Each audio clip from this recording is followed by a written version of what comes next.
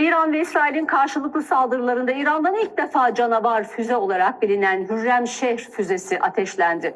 Daha önce de Sicil füzesi kullanılmıştı. Peki bu füzeler hakkında ne biliyoruz bakalım.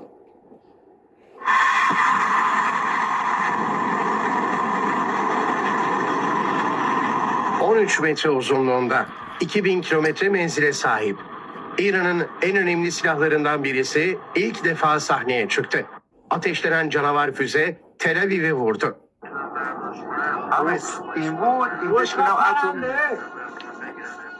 İran, İsrail'i hipersonik ve balistik füzelerle vurmaya devam ederken Tahran yönetiminden henüz tüm silahlarımızı kullanmadık açıklaması gelmişti.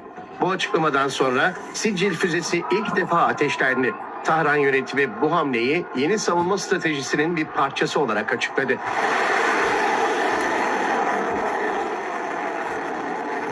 Sicil füzesi 15 yıl önce geliştirildi. Boyu 17 metre. Menzili ise 2500 kilometreyi bulabiliyor.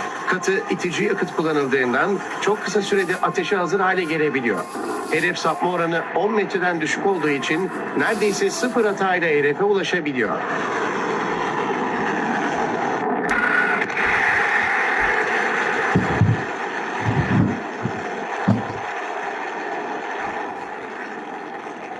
Sicil füzesinin ardından İran bir gizli gücünü daha cepheye sürdü ve canavar füze olarak bilinen Hürremşehr ateşlendi. Tel Aviv'de sirenler çaldı, halka sığınaklara girilmesi çağrısında bulunuldu.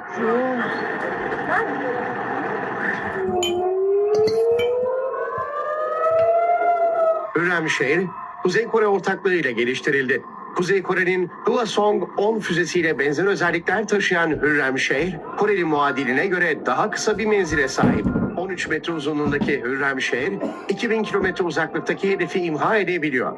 Sıvı yakıt teknolojisi kullanan Hürremşehr, 1500 ila 1800 kilogram civarında ağır harp başlığı taşıma kabiliyetiyle öne çıkıyor.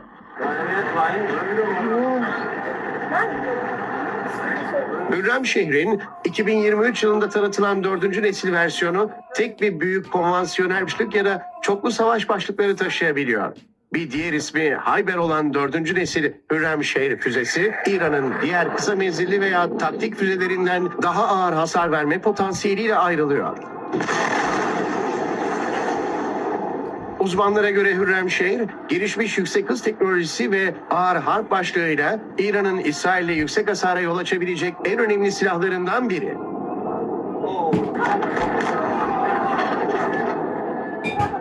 İran ve İsrail'in karşılıklı saldırılarında İran'dan ilk defa canavar füze olarak bilinen Hürremşehr füzesi ateşlendi. Şu an Amerika yorgun bir ülke haline geldi.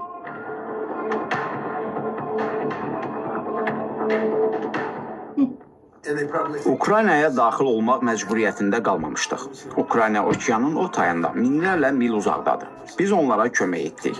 Axmaq bir prezidentimiz onlara 350 milyar dollar verdi. Heç nə almadıq.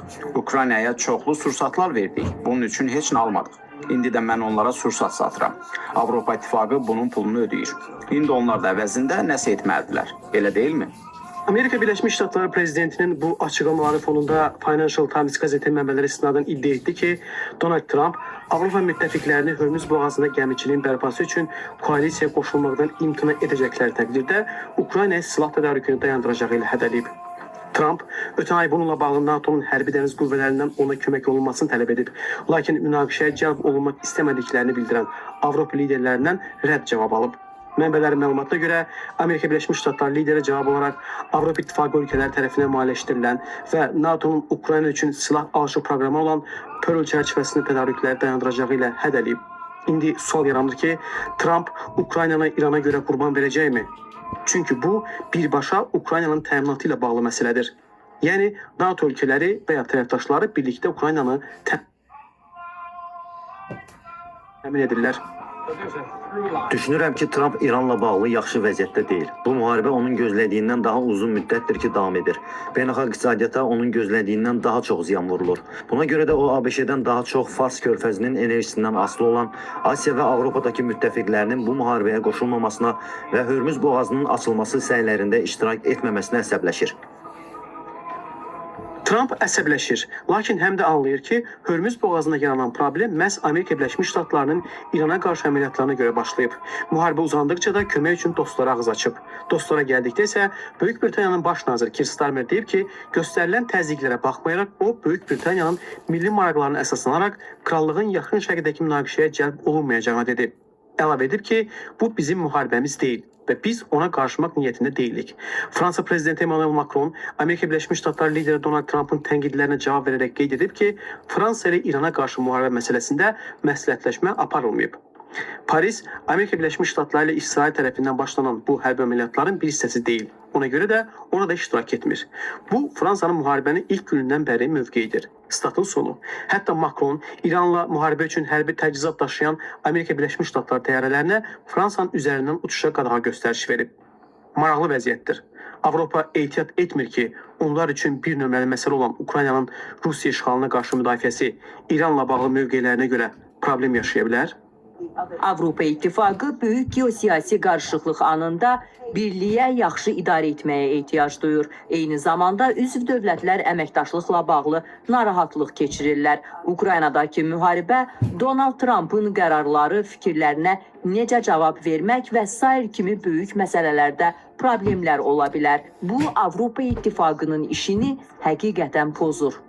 Düşünürəm ki, Avropa liderləri uzunmüddətli struktur siyasətlərini müzakirə etmək əvəzinə hazırda baş verənlər barədə ardıcıl bir mövqe üçün müzakirə aparmalıdırlar. Heç olmasa ölkələrin bir qisminin bəlli bir istiqamətdə birlikdə çalışdığı bir mövqe olmalıdır. Bunu tapmağa məcburdular. Çünki biz artıq aydın görürük ki, Avropa bu müharibədə Trump'ı dəstəkləməyəcək. Bu məqamda ya da NATO'nun baş katibi Mark Rutte düşür. İndi o, NATO'da elə bir rol oynamalıdır ki, Trump da, Avropa ölkələri də bir mövqedə olsunlar. Ukraynaya da hərbi təchizatda problem yaranmasın. Onun bir neçə cəhdindən, uzun, gərgin müzakirələrdən sonra və nəhayət təkidi ilə təşkilatın əsas üzvləri Fransa, Almaniya və Böyük Britaniya daxil olmaqla bir qrup ölkə martın 19-da Hörmüz boğazından təhlükəsiz keçidin təmin edilməsinə töhfə verməyə hazır olduqları barədə birgə bəyanatla çıxış etdi. Daha sonra bu mövqeyi dəstəkləyən ölkələrin sayı 35-ə çatdı. Məsələ də ondadır ki, Trump bu ölkələrdən daha çoxunu istəyir. Hərbi əməliyyatlarda iştirak məsələsini önə çıxarır. Ona görə də deyir ki, İrana qarşı müharibədə Amerika Birləşmiş Ştatlarına kömək etmək üçün daha çox iş görməlidirlər. Hətta Ağ Evdən Ukrayna məsələsində NATO'nun Avropalı tərəfdaşlarını tək qoya bilərəm deyilir. Əlavə edilir ki, ümumiyyətlə Amerika Birləşmiş Ştatları NATO'dan çıxa da bilər. Trump ötən həftə hökumətin iclasında demişdi ki, biz NATO'nu, yəni Avropalıları Rusiyadan qorumaq üçün oradayıq. Lakin onlar bizi qorumağa hazır deyirlər. Bu gülüncdür. Statın sonu. Amma Amerika Birləşmiş Ştatları qoşunlarını Avropadan çıxarsa, heç də gülməli olmayacaq. Bu, Putin və Cimpini güldürəcək. Həm də ürəkdə. ABŞ-nin bazaları Avropadan köçürməsi həm də NATO üçün sonun başlanğıcı demək olar. Bunun baş verib verməyəcəyi naməlumdur. NATO ölü bir təşkilatdır. Yoxsa hələ də yaşayır, bilinmir.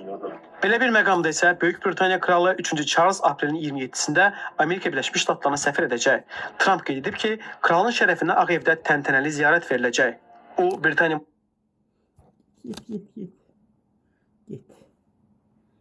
Git.